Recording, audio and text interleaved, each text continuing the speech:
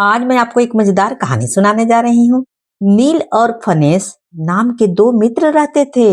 उन्होंने शिकार खेलते समय वन में एक पहाड़ी पर भगवान शिव की लिंग मूर्ति देखी। नील उस मूर्ति की रक्षा के लिए वहीं रुक गया और फनेस लौट आया। नील ने पूरी रात मूर्ति का पहरा इसलिए दिया ताकि कोई जंगली जानवर उसे नष्ट न कर दे। सुबह वह मन से चला गया। दोपहर के समय जब वह लौटा, एक हाथ में धनुष, दूसरे हाथ में भुना हुआ मांस, मस्तक के केसों में कुछ फूल तथा मुंह में जल भरा हुआ था। उसके हाथ खाली नहीं थे, इसलिए उसने मुंह में जल से कुल्ला करके भगवान को स्नान कराया। पैर से मूर्ति पर चढ़े पुराने फूल एवं पत्ते हटाए, बालों में छिपा हुआ फूल मूर्ति पर गिराए तथा भुने हुए मांस का टुकड़ा भोग लगाने के लिए रख दिया। दूसरे दिन नील जब जंगल गया तो वहां कुछ पुजारी आए। उन्होंने मंदिर को मांस के टुकड़े से दूषित देखा तो उन्होंने मंदिर की साफ सफाई की तथा वहां से चले गए। इसके बाद यह रोज क्रम बन गया। नील रोज जंगल से यही सब सामग्री लाकर चढ़ाता और पुजारी उसे साफ करते जाते। एक दिन पुजारी एक स्थान पर छिप गया ताकि उस व्यक्ति का पता लगा सके जो रोज रोज मंदिर को दूषित करता है और चला जाता है।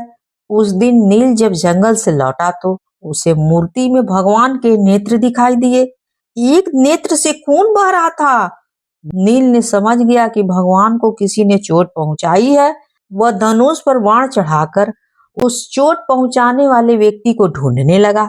जब उसे कोई नहीं मिला तो वह कई प्रकार के जड़ी बूटी ले आया तथा वह भगवान की आंख का उपचार करने लगा, परंतु रक्त धारा बंद ही नहीं हो रही थी।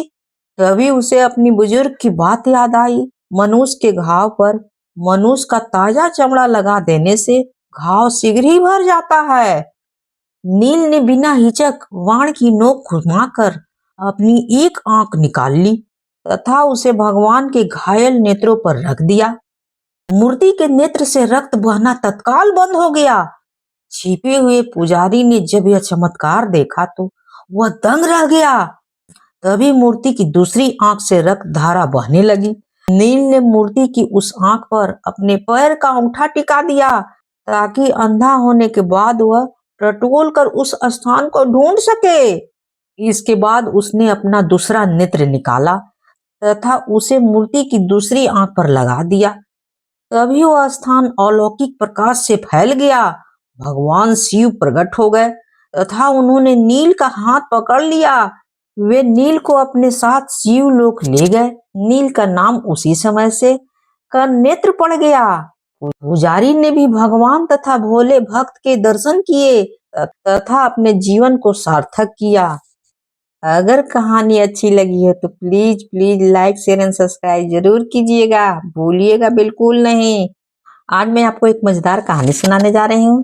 किसी गांव में एक आदमी रहता था। उसका नाम गरीबा था। एक बार वह बीमार पड़ गया। उसे जोर की भूख लगी हुई थी। उसे रास्ते में एक घट दिखाई दिया। उसने घट वाले से कहा, मैं तुम्हारा एहसान जीवन भर नहीं भूलूंगा, मुझे थोड़ा सा आटा दे दो।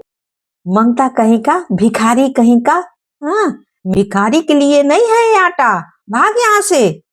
यह कहकर घट वाले ने आटा झाड़ने वाला झाड़ू से गरीबा के सिर पर मारा।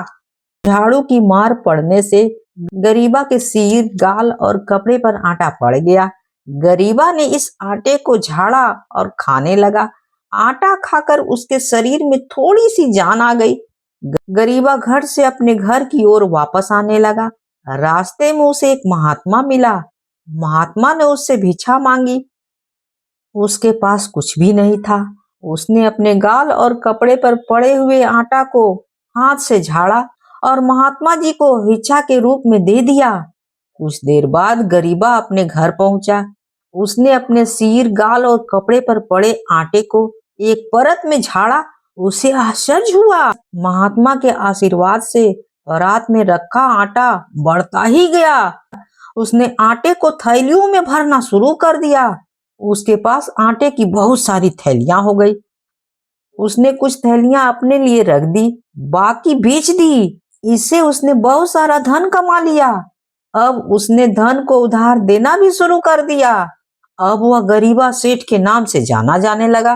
एक साल भयंकर सूखा पड़ गया, घराटों पर पानी भी सूख गया, खेत में गेहूं की उपज नहीं हुई, घट वाले को खाने के लाले पड़ गए। किसी ने घट वाले को सलाह दी कि वह गरीबा सेठ से कुछ धन उधार मांगे। घट वाला गरीबा सेठ के पास उधार मांगने गया। उसे पता नहीं था कि गरीबा वही सेठ है, मंगता कहकर उसने जिसका अपमान किया था और गरीब कह करके भगा दिया था, भिखमंगा कह करके भगा दिया था। वह गरीबा सेठ के पास पहुंच गया। गरीबा सेठ ने घट वाले को पहचान लिया। वह घट वाले के पैर छूते हुए बोला, तुम्हें याद है तुमने उस दिन मुझ पर घट से झाड़ू से मारा था? झाड़ू से मारते समय जो आटा मेरे सिर, गाल तथा कपड़ों पर पड़ा, मैंने उसे जमा किया।